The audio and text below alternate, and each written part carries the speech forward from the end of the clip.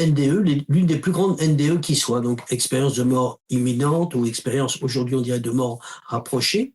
Et Ned Dougherty était un cocaïnomane, quelqu'un qui faisait partie de la jet set américaine, quelqu'un qui était dans la cocaïne, dans le sexe, dans l'alcool et bien d'autres choses. Voilà. Alors il a une discothèque qui est très connue sur les hauts de Los Angeles. Il apprend que son associé essaye de vendre la boîte dans son dos. Et donc il est tellement en colère qu'il essaie de l'étrangler de l'autre côté de la rue. Et comme par hasard, à ce moment-là, il a comme une crise cardiaque et il se retrouve sur l'autre plan. Et il voit des milliers de gens qui disent « on t'aime », alors qu'il était en train de besogner fortement. Voilà.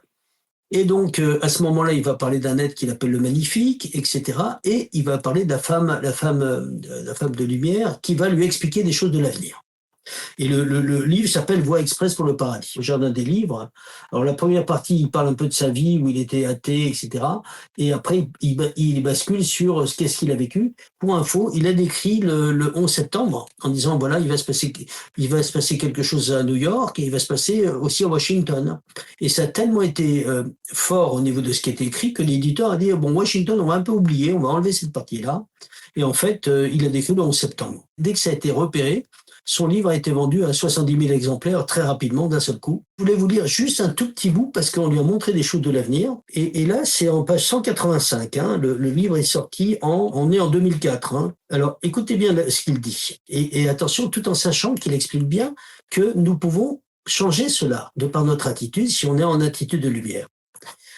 Des personnages obscurs et jusque-là inconnus tenteront d'établir ouvrez les guillemets, nouvel ordre mondial, fermez les guillemets, par la création d'un gouvernement planétaire censé œuvrer au bien de l'humanité. Point.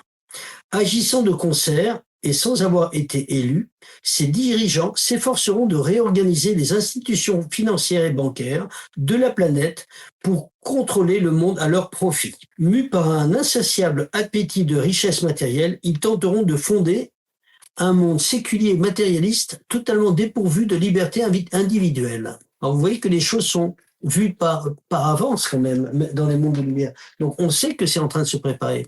On sait que là, ce sont les forces sombres qui préparent cela. Bon, ben